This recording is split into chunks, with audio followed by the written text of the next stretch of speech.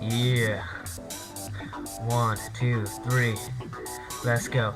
Yo, it's your boy DerpManXbox. Please don't forget to insert the text box when you watch the Derp. The time will fly. And always remember, the cake's a lie. Yeah.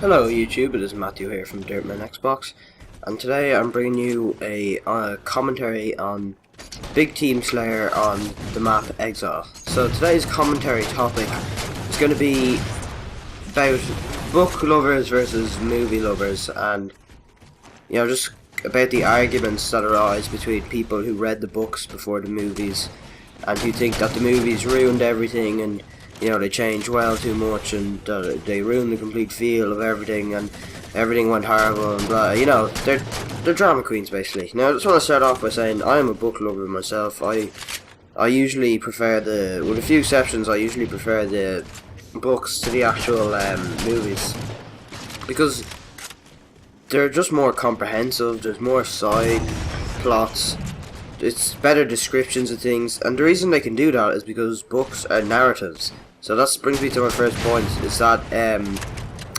lot of the times people complain about how descriptions of things were cut short or whatever, and the reason for that is because books are narratives, whereas movies generally are not. So I mean, you can easily have like a one-page narrative just describing something because it's in a book, but for movies, like, you have to be a bit more creative. You have to make the characters explain it, but you can't just give a character knowledge about something that they shouldn't have knowledge about in the first place.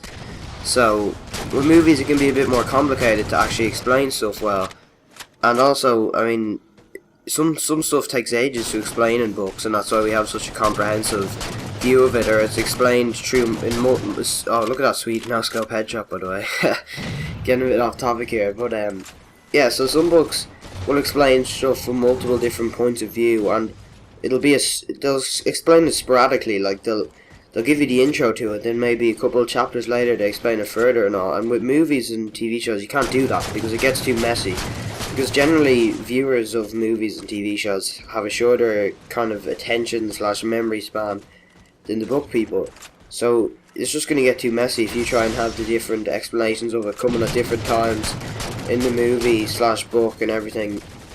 In the movie/TV show, sorry. So you can't have to explain it all in one, and sometimes that leads to shoddy explanations of things, or things not explained fully. And I mean, you just gotta accept that's just a fact of what's gonna happen. I mean, they can't just give a complete narrative on it because it'll get too boring. They have to explain. They have to have a character actually explain it and everything. And you can't just have that character give the full history of everything, because that just gets, again, too messy. It's too boring.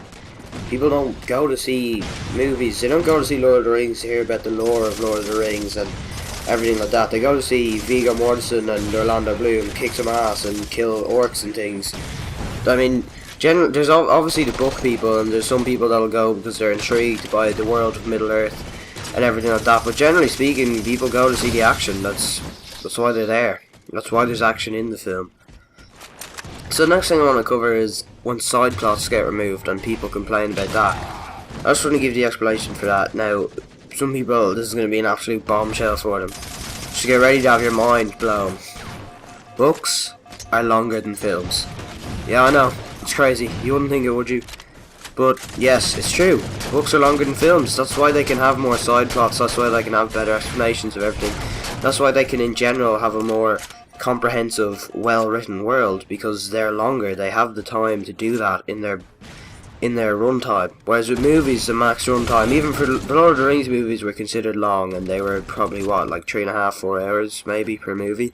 The Lord of the Rings books probably took you about 5 to 6 hours per book to read, maybe longer. So I mean, no matter how long you make the movie, the book's probably just going to end up being longer, and you just can't explain everything.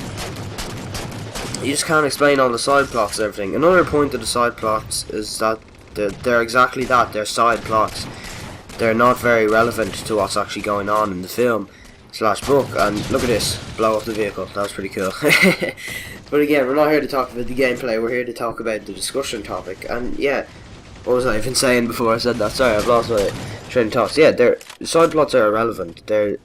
They're there for a bit of fun, a bit more background about a certain topic. They're not actually there to make a huge impact on the story. And you know, TV shows / movie viewers don't really want to see that. They want to see the main plot. They want to know everything about the main plot, and then that's it. That's all they want. They don't want to hear about characters who are going to be killed off in the next scene, i.e. Simon Silvertongue or whoever else, because it's just not really that important to them. Now, there are some times when they'll leave side plots in just because they are actually fun, and they're generally ones that have action in them. You know, a side plot based purely on talking and stuff like there is in Game of Thrones books, A Song of Ice and Fire, is not going to be very attractive to the movie / TV show viewers, because they either want to see action or they want to see plot development. They don't want to see side plots. So that's another reason why side plots might get removed. And another thing which I see people complain about a lot on the Westeros.org forum. Yes, I'm a complete loser who goes on the Song of Ice and Fire forums. But anyway, another thing I see people complain about a lot there is casting, actually. And you know, it's kind of common knowledge that Iwan Rowan, as I hate to pronounce his name, has been cast as Ramsay Bolton in season 3 of Game of Thrones, and I see a lot of people complaining about that and saying, "Oh, he's not who I would have chose for Ramsay. He's not how I pictured Ramsay in my head." I mean, come on, cop the fuck on. They can't just build they can't suit everyone's personal taste of what they viewed the character like in their heads, and they can't get in big budget actors for too long, because otherwise that's just going to cause problems. It's going to cost them too much, where they could be investing the money on better scenery, you know, better location work, better cinematography, basically, which I think is more important than having a big name actor. I mean, big name actors are big name actors, but in general, most actors that actually make it into the show are good actors. And you know, you don't have to be like a blockbuster star to be in one of those movies. To play your role well, you don't have to be the most famous actor in the world. Like, look at a lot of the main Game of Thrones characters are not very famous at all, and I think they give adequate performances, with the exception of Daenerys. Emilia Clarke, in my opinion, she's kind of a shit actress.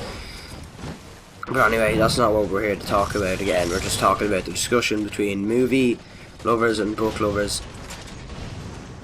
So anyway guys, that's my little rant on book lovers versus movie lovers. If you liked it, don't forget to like and comment, and if you want to see more of these videos, please subscribe to our channel.